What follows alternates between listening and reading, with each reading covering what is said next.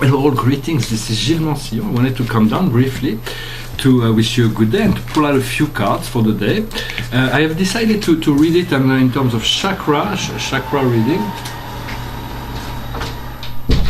We live in a world that is so noisy. If I ever come, I always thought it would be a really good idea to invest some money in developing technology that are silent. It would change the life of so many people around the world just like that. So I wanted to do this chakra reading. The chakras are energetic centers. Of course, they are invisible to the material world, but they are essentially aligned on there is 7 main chakra. Of course, there is the thymus and the well of dream and all kinds of other chakra. Of course, there's also people that would say they work with 12 chakra, 144,000, so whatever works for you. But in essence, there is 7 main chakras. The Buddhist chakras are 6 and they're very different, but today I'm going to look into the more like a yogi, as they are described by the traditional yoga. The main chakras are the root that is governed by Pluto, the navel, which is governed by Jupiter, which is governed by Saturn, the plexus solar plexus, which is governed by Jupiter, the heart that is governed by the Sun, the throat chakra, the communication center, which is governed by Chiron, the third eye center, which is governed by Neptune, and the crown chakra, which is governed by Uranus. Of course, those are interchangeable, for we can be used, but in essence, they're the most powerful alignment, they're more powerfully aligned this way. Essentially, all those chakras are energy centers that are conditioning our frequency. We have three chakras that are creative and 3 chakras that are receptive, and the heart chakra is a neutral chakra. So, in essence, we want to align all our chakras into the pillar of light. Then there is no more chakras, it's just one pillar of light. Until we get that, we have to work on it, purify, align, work on our frequencies. Below our feet, we also have a star chakra, earth star chakra, and a soul star chakra above our head. So we're going to look at those as well. I'm going to pull out 7 cards.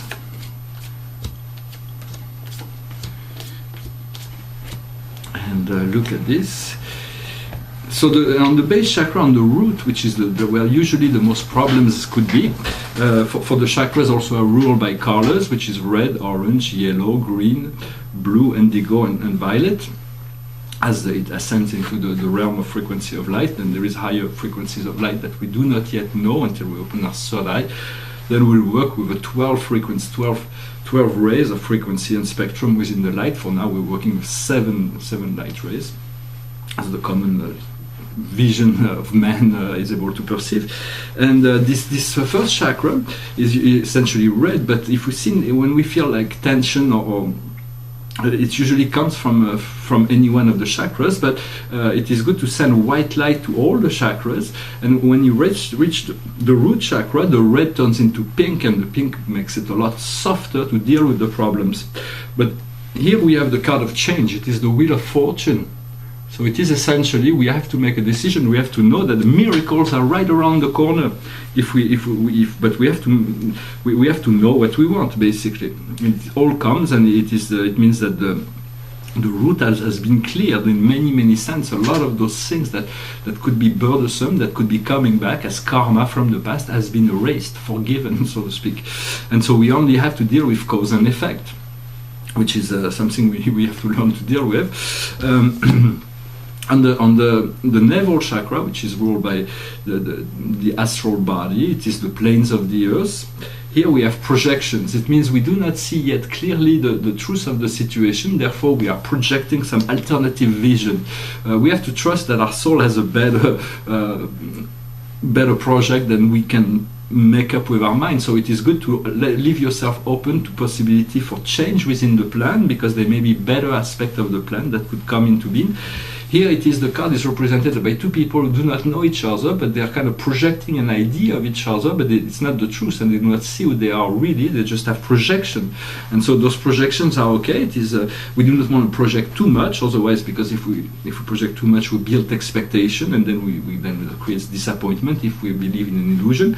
Yet if we focus on the light, on the truth that is part of the situation, the situation will be will clarify, will become clear. And then we'll move from projection into sharing, into deep connection, deep sharing of all the wealth and treasures and goodness and all the beautiful thing of the soul that can be shared. It is the card of compassion, it is the card of teaching, it is the card of sharing. Everything is about sharing in life. We're only sharing whatever life is sharing with us, but there is more to life than whatever life is sharing with us. There are billions of human beings that are experiencing something completely different than what we are experiencing. It is just a matter of projection. We are living inside a movie theater, and life is a sort of a holographic projection of a movie. But then we can be looking at the same movie, same part of life. We can meet and then we will see something completely different because we are looking at a different movie. It is the movie, it is our life. It's not really a movie, but it's a projection that our soul projects. And which manifests as experience that is synthesized by the brain as physical matter. But we're going to discover many things in terms of higher sciences, all the meta sciences that will come to resolve a lot of the great big problems that men have always been able to struggle with, so to speak. So it's going to be about sharing. It is about it's going to be about more joy, more abundance, more celebration. But we do not want to project too much. That's basically the idea. On the solar plexus, which is the center of power, usually men are using an orange stick that go from the first to the third chakra. That is the main power drive of men. But then here it is kind of stuck. It is stuck out of judgment. It is morality. It's called morality. So the essence of morality is in this sense is that we are judging others in relationship to value that, or we are accepting the judgment of others in relationship to values that are not based on truth, but based on judgment, based on limitation, based on illusion, and therefore, the more she judged, the more green she's become, and the more frozen and green, and so the more there was. I've already quoted the number of philosophers that have tackled with this idea of morality, but there is in the Old Testament, in the New Testament, sorry, in Matthew's, I think it's Matthew's, it says, "You will be judged by the judgment you are judging with. You will be measured by the measure you are measuring with." It means the universe has no judgment; it is pure life. But then as soon as we apply a judgment, the law will reflect to us that level of judgment. So we want to free ourselves from judging others as much as possible, or to be generous in our thoughts, to know that they are children of God involved in whatever they are involved in. Yet we do not. At some point there is a need to referee, to say, well, no, the truth is there, and no matter, we cannot allow the illusion to become victim of the situation. So therefore, there will come a point where judgment is necessary. But in general, in the most general aspect, until we possess this higher light, this higher wisdom, it is better to not judge ourselves and not judge others, for we do not have all the elements that would be able to help us have a clear vision on how to judge any situation. But once we become lucid, it becomes necessary to judge. However, until we achieve that, it is better to disengage from any judgment of others that others can have on you, because those will freeze you, and we give our power away when we accept the judgment, positive or negative, of others, for we want to depend on our own soul frequency, soul plan. Once we discover that, we may not be able to shift from total judgment to total freedom and total trust, but we are discovering patience. It is a process that through the days and the moons and the years, we are being grown, and we are like seeds that are being grown by the universe, and we are children of the light, and so we have to allow ourselves the time, to give ourselves the time to evacuate, to integrate, to release, to accept, to do all those things, and then we'll eventually find love. We'll be growing like trees, and we'll be able to love all that is around us. For it does require a bit of patience to tune into that frequency of love. For in essence, all that is always now. There has never been anything, no matter what it was, no matter what memory that we have, or it was in the now that we had those experiences. And when we are finding that point of freedom, that point of truth, it is now, it is in the now that we can find it through a feelings, it is a moment, it is a sensation, it is an energy, it is a frequency. And so we want to tune into that frequency so that we can allow ourselves to tune into the best feeling thoughts always, and to move into these higher planes of reality. And from there we find in the heart we are the world. It is a pure sharing of abundance, truth, luxury. It is a true sharing of all that is. For life was created abundant. For life, it is man in his greed for power that have created this all this separation. Even Plato did not. In all this, in the Republic, when he discussed all the model of society, he doesn't even want to talk into plutocracy, the idea of money ruling the world, because he saw that it was completely insane. As soon as you create that, you create inequality and frustration. So it was not even a model that was investigated in the Republic. We have to wait for Aristotle to. When he comes, he invents economy and say, well, we have no choice. We have to deal with that which has value, and how much can I sell it for, and how much value does the product actually applies into my life. But so in essence, we want to share. We are the world. Excuse me.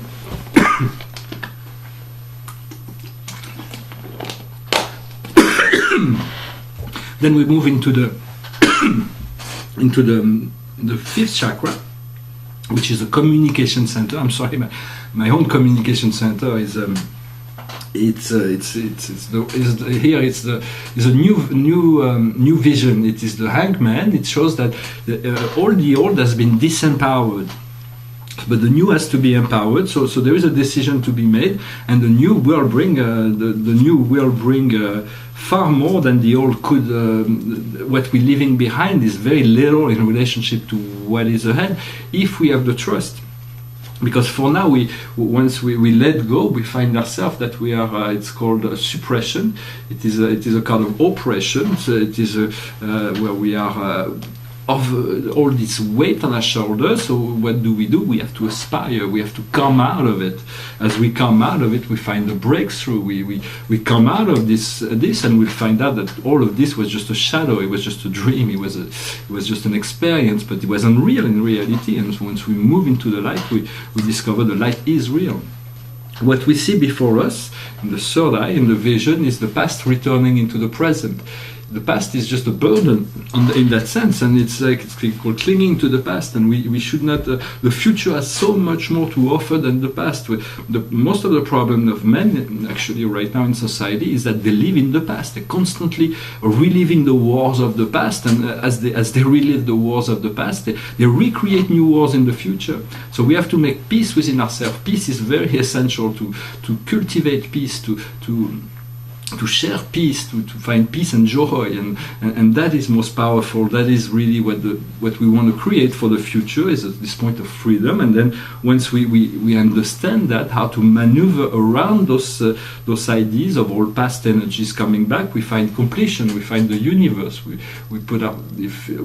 is the piece of ourselves that completes the piece in the puzzle, that we achieve freedom, and we find our sense of purpose in the world. Then in the crown, which is the opening to the sky and the higher planes, we have going with the flow. It is the card of love. It is the Ace of Cups. It is really the non-resistance, the ability to flow with the flow, to allow ourselves to have no obstacle, to flow within the life of love and the light of love. And so it is very important to be careful not to return to the past. It's okay to look back at the past, but we want to be moving into something new, always to have the trust that there is something better. In terms of the Earth chakra, the Earth star chakra, which is about 30 centimeters below our feet, energy center, we want to cultivate that, send light and love to that energy, and then send this light and love all the way down to the center of the Earth. It will be returned to you. and then you can feel an exchange with the planet. Here we have the dream. It is the most beautiful dream. It is the true love. It is true joy, true sharing, intimacy. It is all those things. The earth has all the power to bring that into being for us, and so it is whatever our dream may be. It is what we are here to fulfill. We came here to fulfill those dreams, and so. The true dreams, not just those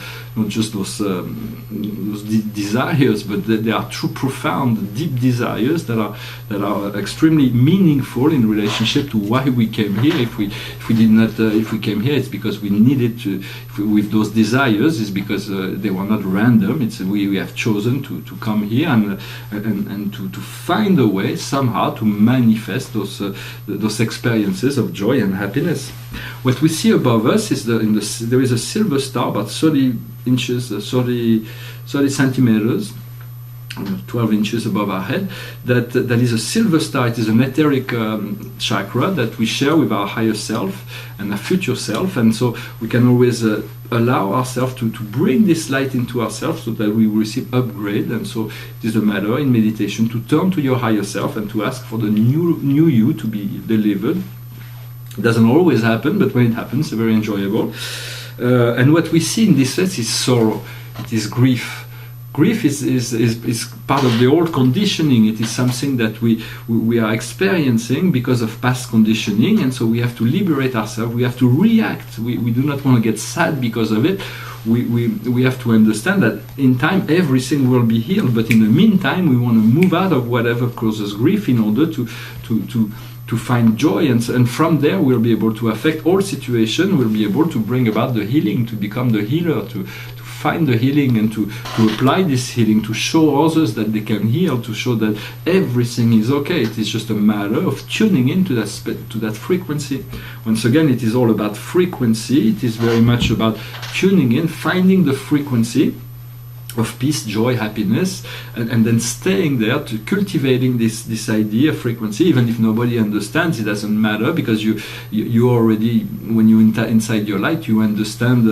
You are being made aware of so many more things than you are when we are distracted from this light. For instance, that the light is who we are. We are children of the light, but we have to reconnect to that light. We have to make the effort to turn within instead of always been depending on the outside. We have to learn to turn within. It is not easy. The society has put many fear into the heart, so we want to remove the fear so that we can move into love and light from within our heart, and from there we'll always be guided to the next step.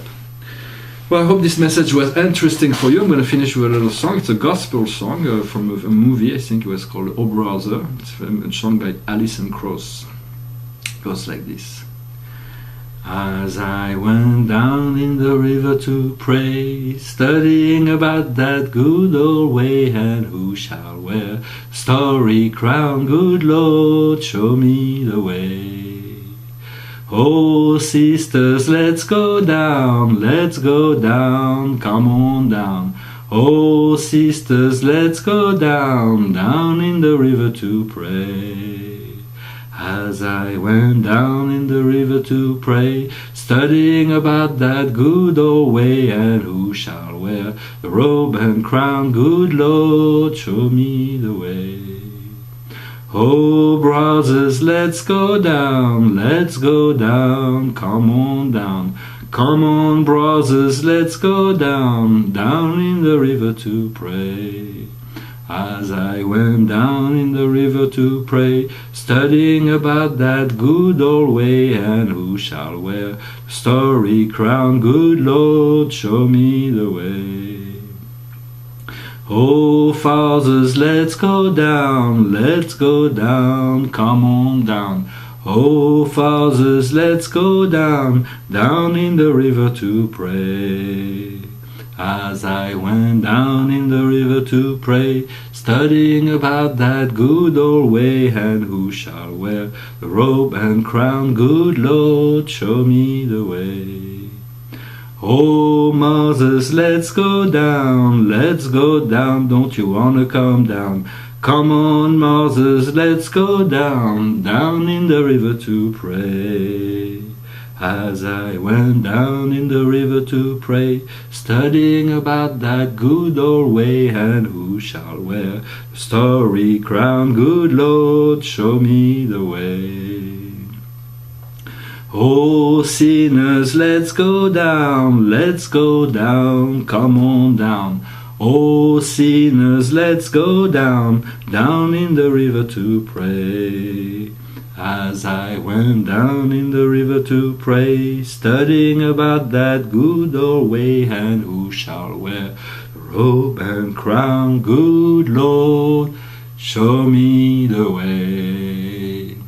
Well, thank you very much for all your comments, your likes, and I wish you a wonderful day. Namaste.